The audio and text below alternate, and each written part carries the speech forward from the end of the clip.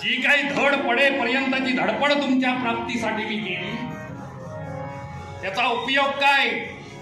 तुला परवानगी मिळणार नाही. आई शब्द देतो, मला तपश्चर्येला परवानगी दे.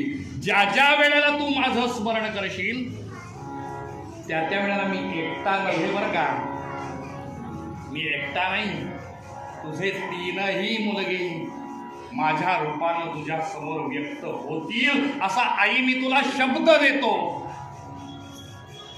ते म्हणाले, दत्तात्रया गोड छान बोलतोस रे. म्हणाले, गोड नाही बोलत आई, हा माझा शब्द आहे, मला तपश्चर्येला परवानगी दे. जेव्हा स्मरण करशील तुझे तीनही मुलगे तुझ्या समोर एका रूपात उभे राहतील. म्हटले, कसे उभे राहतील?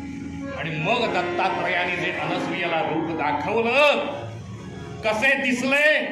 आमच्या तुकाराम